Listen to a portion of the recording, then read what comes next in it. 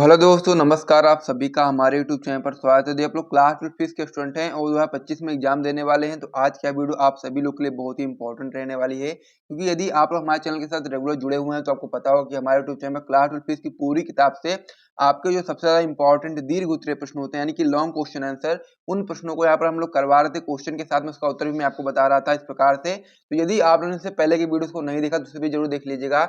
इस सीरीज में अभी तक हम लोगों ने पार्ट नंबर 1 देख लिया था, आज के वीडियो का पार्ट नंबर 2 रहने वाला है।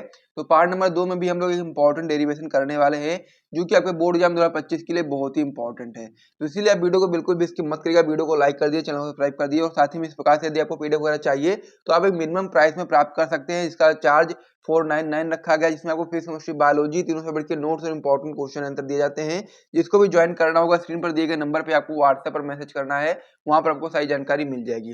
तो चलिए अब हम लोग अपनी वीडियो को स्टार्ट कर देते हैं। क्लास 12 फीस की पूरी किताब से आपके जो सबसे ज्यादा इंपॉर्टेंट दीर्घ उत्तरीय प्रश्न होते हैं, उसमें जो आज हम लोग सेकंड पार्ट करने वाले हैं, उसमें जो हम लोग इंपॉर्टेंट क्वेश्चन आज देखने वाले उसको आइए देखना शुरू करते हैं। इस पेज को यहाँ पर मैं हटाता हूँ और जो क्वेश्चन करने वाले हैं उसको लेकर के आ जाते हैं। तो आज का जो हमारा क्वेश्चन रहने वाला है आपका रहने वाला है, वैद्युत ध्रुव के निरक्षीय स्थिति में वैद्युत क्षेत्र की तीव्रता के लिए व्यंजक प्राप्त कीजिए। इससे पहले हम लोगों ने अक्षीय स्थिति के लिए देखा था, अब हम लोग यहाँ पर निरक्षीय स्थिति में वैद्युत क्षेत्र की तीव्रता के लिए व्यंजक प्राप्त करेंगे, जो कि काफी इंपॉर्टेंट है। अक्षीय स्थिति भी और निरक्षीय स्थिति भी, तो दोनों स्थितियों को आपको यहाँ पर समझना पड़ेगा, तभी आप लोग अच्छा स्कोर कर पाओगे। तो चलिए अब हम लोग इसको समझते हैं निरक्षीय स्थिति को। उससे पहले मैं आपको बता दूं, इसको हम लोग क्या करेंगे, डायग्राम को अच्छे तरह समझ में आएगा तभी आपको चीजें समझ में आएंगी। तो इसीलिए सबसे पहले हम लोग को डायग्राम को समझना है बहुत ही अच्छे तरीके से, और वैसे यहाँ पर मैं आपको समझाऊंगा तो आपको हो सकता है सही से समझ में ना आए, तो इसीलिए मैं आपको यहाँ पर कॉपी में आपके सामने बना करके अच्छे तरीके से बताऊंगा। सबसे पहले मैं आपको बता दूं कि हम लोगों ने पहले भी आपको बताया है कि ये आपका क्या होता है, अक्ष होता है और ये आपका निरक्ष होता है। तो अक्षीय स्थिति हम लोग पहले भी आपको बता चुके हैं। अब हम लोग क्या बात करेंगे, निरक्षीय स्थिति के बारे में। तो निरक्षीय स्थिति में किस प्रकार से हम लोग वायु क्षेत्र की तीव्रता का व्यंजक ज्ञात करेंगे, उसके बारे में आइए बात कर लेते हैं। सबसे पहले आपको क्या बनाना है, डायग्राम बनाना है। इस पेज को यहाँ पर मैं हटा देता हूँ और यहाँ पर मैं आपको अच्छे तरीके से बना करके दिखाता हूँ। सबसे पहले आपको यहाँ पर डायग्राम बनाना है वैद्युत ध्रुव का, इस प्रकार से, जो कि आप लोग जानते ही हैं कि जो आपका वैद्युत ध्रुव होता है वो आपका माइनस क्यू और प्लस क्यू आवेशों से मिलकर के बना होता है। इसको हम लोग माइनस क्यू नाम दे देते हैं, इसको हम लोग प्लस क्यू, और इसको आप लोग ए नाम दे दो ऐसे ही चाहो तो, और उसको भी आप लोग बी नाम इस प्रकार से दे सकते हो। अब मान लीजिए कि जो आपका वैद्युत ध्रुव होता है, आपका टोटल लंबाई कितनी होती है, टोटल लंबाई 2l होती है। लेकिन अगर इसका मध्य बिंदु इस प्रकार से हम लोग ओ मान लें तो यहाँ से यहाँ तक की दूरी l हो जाएगी मध्य बिंदु तक, और फिर मध्य बिंदु से प्लस क्यू तक दूरी आपकी l हो जाएगी। इस प्रकार से टोटल आपका 2l होता है, और उसको चाहो तो आप लोग l में दो भागों में डिवाइड कर सकते हो। अब इसलिए मैंने यहाँ पर बांटा है ताकि ये चीजें इंपॉर्टेंट है और आपको आगे समझ में आ जाएंगी, क्यों हमने इसको अलग अलग करके लिख दिया है। वैसे चाहो टोटल 2l भी आप लोग लिख सकते हो, कोई दिक्कत वाली बात नहीं है। इतना आपका हो गया, ठीक है। तो जो इसका मध्य बिंदु O है, अब हम लोग को क्या करना है, इसके अक्ष में तो ज्ञात नहीं करना है, हमको निरक्ष में ज्ञात करना है, यानी कि इस प्रकार से ज्ञात करना है। तो मध्य बिंदु O से निरक्ष में इस प्रकार से आप लोग इस प्रकार से बताएंगे, मध्य बिंदु O से r दूरी पर निरक्ष में कोई बिंदु यहाँ पर आप लोग मान लीजिए P है, P पर हम लोग को क्या ज्ञात करना है, वैद्युत क्षेत्र की तीव्रता का व्यंजक ज्ञात करना है। तो जब आप लोग क्या करोगे, प्लस क्यू आवेश के कारण बिंदु P पर, यानी कि प्लस क्यू आवेश के कारण बिंदु P पर वैद्युत क्षेत्र की तीव्रता ज्ञात करोगे, तो उसकी जो दिशा होगी किधर की ओर होगी, दूर की ओर होगी, इस प्रकार से, ठीक है। आप लोग स्केल से बनाइएगा, अच्छे तरीके से बन जाएगा। मैं वहां पर अच्छे तरीके से नहीं बना पा रहा हूँ क्योंकि मैं हाथ से बना रहा हूँ, और यहाँ पर जब हम लोगों ने बनाया इससे पहले डायग्राम में, उसको मैंने अच्छे तरीके से बनाया। इस प्रकार से आप बना लेना अपने एग्जाम में, स्केल से बनाना ताकि अच्छे तरीके से बन जाए। तो जब आप लोग प्लस क्यू आवेश कारण बिंदु P पर वैद्युत क्षेत्र की तीव्रता ज्ञात करोगे तो उसकी दिशा होगी वो दूर की ओर होगी, उसको हम क्या नाम देते हैं, इसको हम नाम देते हैं E1, ठीक है।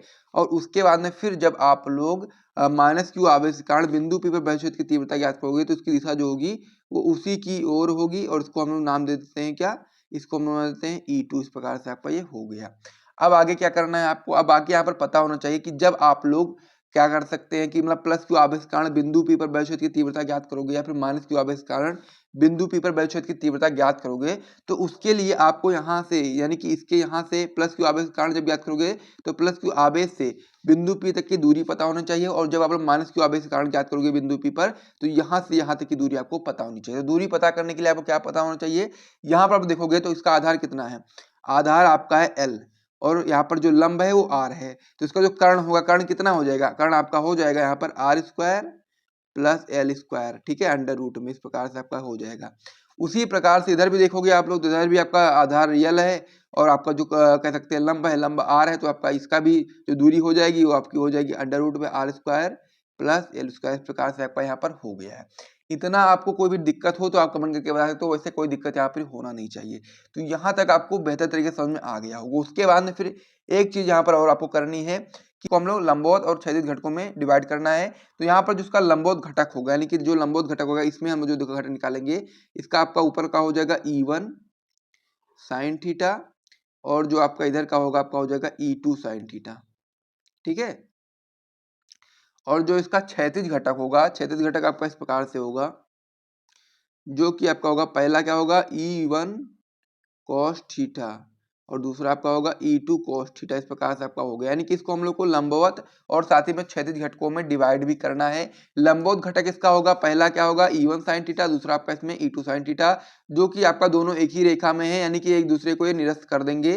तो इसकी वजह से तो हम लोग निकाल नहीं पाएंगे, कह सकते हो वायु क्षेत्र की तीव्रता का व्यंजक, उसकी वजह से हम लोग निकाल नहीं पाएंगे। तो हम लोग को इसका उपयोग करना पड़ेगा, यानी कि क्षैतिज घटकों का उपयोग करना पड़ेगा, यानी कि E1 cos थीटा और E2 cos थीटा का उपयोग करना पड़ेगा। तो डायग्राम में जितनी भी चीजें होनी चाहिए थी वो सारी चीजें मैंने आपको बता दी हैं। एक बार मैं फिर से रिपीट कर देता हूँ आपको, ताकि आप लोग नोट कर लीजिएगा अच्छे तरीके से इसको। सबसे पहले हम लोगों ने यहाँ पे क्या बनाया, हम लोगों ने सबसे पहले बनाया है वैद्युत द्विध्रुव आघूर्ण। क्या बनाया है, वैद्युत द्विध्रुव आघूर्ण बनाया है, जो कि आपका -q + q आवेशों से मिलकर के बना है। या इसकी दूरी कितनी होती है, 2l होती है टोटल। इसको हम लोगों ने l और l दो भागों में डिवाइड किया है। इसका मध्य बिंदु O है, मध्य बिंदु O से r दूरी पर लंबवर्धक हम लोगों को P पर कोई बिंदु, मतलब r दूरी पर कोई बिंदु P है, जिस पर हम लोगों को क्या ज्ञात करना है, वायु क्षेत्र की तीव्रता ज्ञात करना है। जब हम लोग +q आवेश के कारण बिंदु P पर वायु क्षेत्र की तीव्रता ज्ञात करेंगे, इसको हम लोग E1 नाम देंगे और उसकी दिशा दूर की ओर होगी। और जब हम लोग -q आवेश के कारण बिंदु P पर वायु क्षेत्र की तीव्रता ज्ञात करेंगे, तो उसकी दिशा उसी की ओर होगी, इसको हम लोग E2 नाम देंगे। उसके बाद फिर आपको इसके बीच की दूरी पता होनी चाहिए, यानी कि +q से P के बीच की दूरी और -q से P के बीच की दूरी पता होनी चाहिए। तो उसके लिए आपको पता होना चाहिए कि यहाँ पर जिसका आधार है वो L है और इसका जो लंब है वो R है। तो +q और P के बीच की दूरी कितनी हो जाएगी, आपकी हो जाएगी r² + l² अंडर रूट में। और जब आप लोग -q से P के बीच की दूरी निकालोगे, तो आप लोग यहाँ पर भी देखोगे इसका भी आधार L है और लंब R है, तो उसकी भी दूरी आपकी हो जाएगी अंडर रूट में r² + l²। उसके बाद में फिर इसको आपको लंबवत और क्षैतिज घटकों में बांटना है। इसका लंबवत घटक होगा पहला E1 sin थीटा और अब दूसरा आपका होगा E2 sin थीटा, और जो क्षैतिज घटक होगा आपका E1 cos थीटा और दूसरा आपका होगा E2 cos थीटा। इस प्रकार से आपको उसको डिवाइड करना है। तो यहाँ तक कोई भी दिक्कत हो कमेंट करके पूछ सकते हो। अब हम लोग आगे बढ़ जाते हैं और इसमें जो चीजें मैंने यहाँ पर डायग्राम में बताई हैं उसी को यहाँ पर नीचे लिखना है। किस प्रकार से, आइए देखते हैं। इसमें आप बताएं कि माना कि कोई वैद्युत द्विध्रुव AB किसी ऐसे परावैद्युत माध्यम में स्थित है, इसका परावैद्युतांक K है। यानी कि कोई भी आप लोग यहाँ पर मानेंगे वैद्युत द्विध्रुव है आपका A और B, जो कि आपका ऐसे परावैद्युत माध्यम में स्थित है, इसका परावैद्युतांक K है। इसके मध्य बिंदु O से, यानी कि इसका जो मध्य बिंदु O है उससे r दूरी पर लंबवर्धक कोई बिंदु P है। यहाँ पर आप लोग देखेंगे कि जिसका मध्य बिंदु O है उससे r दूरी पर लंबवर्धक कोई बिंदु P है, जिस पर हम लोगों को वायु क्षेत्र की तीव्रता ज्ञात करनी है। ये चीजें इसमें लिखनी होती हैं आपको। उसके बाद फिर आप लोग सबसे पहले +q आवेश कारण बिंदु P पर वायु क्षेत्र की तीव्रता ज्ञात करोगे और उसके बाद फिर आप लोग -q आवेश कारण बिंदु P पर वायु क्षेत्र की तीव्रता ज्ञात करोगे और उसके बाद फिर आप लोग परिणामी वायु क्षेत्र की तीव्रता ज्ञात कर लोगे। कैसे, आइए देखते हैं। सबसे पहले आप लोग लिखोगे इसमें क्या, इतना लिखने के बाद कि +q आवेश कारण बिंदु P पर वायु क्षेत्र की तीव्रता, यानी कि +q आवेश कारण बिंदु P पर वायु क्षेत्र की तीव्रता ज्ञात करोगे, तो आपका क्या हो जाएगा, E1 हो जाएगा ना। तो E1 बराबर आपका हो जाएगा 1/4πε0 के Q, और उसके बाद फिर इसकी बीच की दूरी कितनी है, यानी कि +q से P के बीच की दूरी कितनी है, अंडर रूट में r² + l²। तो ये चीज आप लिखोगे यहाँ पर अंडर रूट में r² + l² का होल स्क्वायर। इस प्रकार से आपका ये हो जाएगा। उसके बाद में फिर आपको क्या करना है, आइए देख लेते हैं। उसके बाद फिर आपका जो यहाँ पर स्क्वायर लगा है आपका हट जाएगा अंडर रूट से, यानी कि अंडर रूट से कैंसिल हो जाएगा। तो स्क्वायर और अंडर रूट कैंसिल हो जाएगा, फिर बचेगा क्या अंदर, आइए देख लेते हैं। तो अंदर आपका इसमें बच जाएगा E1 बराबर क्या बचेगा आपका 1/4πε0 के, और फिर अंदर क्या होगा Q अपान में r² + l², क्योंकि आपका अंडर रूट स्क्वायर से कैंसिल हो गया और अंदर क्या बचा आपका r² + l²। तो ये आपका पहला समीकरण बन जाएगा। इसकी जब दिशा की बात करेंगे, यानी कि दिशा की बात करेंगे, तो दिशा आपकी B से P की ओर होती है, यानी कि B से P की ओर दिशा होती है दूर की तरफ। इस प्रकार से आप बता सकते हो। अब आप लोग क्या करोगे, -q आवेश के कारण बिंदु P पर वायु क्षेत्र की तीव्रता ज्ञात करोगे, उसका आपका हो जाएगा E2 बराबर आपका हो जाएगा 1/4πε0 के Q अपान में अंडर रूट में आपका r² + l² का होल स्क्वायर, क्योंकि यहाँ पर आप लोग जानते हैं कि बीच की दूरी कितनी है, बीच की दूरी आपकी है अंडर रूट में R square plus L square, इस प्रकार से आपकी दूरी है। तो यहाँ से भी आपका अंडर रूट स्क्वायर कैंसिल हो जाएगा, बचेगा क्या, u2 बराबर 1/4 पाई एप्सिलॉन नॉट के क्यू अपान में R square plus L square. इसको हम समीकरण नंबर सेकंड बना लेंगे। दिशा की जब आप बात करोगे तो दिशा की बात करोगे तो आपका क्या होगा, दिशा आपकी पी से ए की ओर होती है, यानी कि इसी दिशा में होती है। ये आपका यहाँ पर हो गया है। तो इस प्रकार से दो समीकरण आपके यहाँ पर बन गए हैं। अब यहाँ पर थोड़ी सी चीजें और बची हैं कैलकुलेशन, और वो आप कर लो, फिर आपका डेरिवेशन कंप्लीट हो जाएगा। कैसे होगा आइए देखते हैं। आगे आप इसमें बताएंगे कि E1 व E2 को लंबवत व क्षैतिज घटकों में बांटा गया है, यानी कि जो आपका E1 है, E1 और जो आपका E2 है, इसको हम लोगों ने लंबवत और क्षैतिज घटकों में बांटा है। ठीक है, जिसमें आप देखेंगे कि E1 व E2 के लंबवत घटक जो आपके हैं वो आपका है E1 sin थीटा व E2 sin थीटा, तथा क्षैतिज घटक आपके हैं E1 cos थीटा तथा U2 cos थीटा। इस प्रकार से आपके दो आपके लंबवत घटक और दो आपके क्षैतिज घटक हैं। लंबवत घटक जो आपके हैं परिमाण में बराबर है तथा दिशा में विपरीत है, यानी कि जो आपके लंबवत घटक है, यानी कि जो आपका E1 sin थीटा और E2 sin थीटा जो आपके हैं वो परिमाण में आपके बराबर है, लेकिन दिशा में आपके विपरीत है, लेकिन इनकी क्रिया रेखाएं आपकी एक ही हैं, तो इसीलिए ये एक दूसरे को निरस्त कर देंगे। ठीक है, लंबवत घटक आपके परिमाण में बराबर तथा दिशा में विपरीत हैं और उनकी क्रिया रेखाएं भी एक है, इसीलिए यह एक दूसरे को निरस्त कर देंगे। इसीलिए बिंदु P पर जो आपका परिणामी वैद्युत की तीव्रता होगी वो आपकी क्षैतिज घटकों के कारण होगी, यानी कि क्षैतिज घटक कौन से आपके हैं, क्षैतिज घटक आपका है E1 cos theta, E2 cos theta. उसके जैसे हम लोग को बिंदु P पर परिणामी वैद्युत क्षेत्र की तीव्रता ज्ञात करनी होगी। तो आइए अब हम लोग देखते हैं बिंदु P पर परिणामी वैद्युत की तीव्रता किस प्रकार से ज्ञात होगी।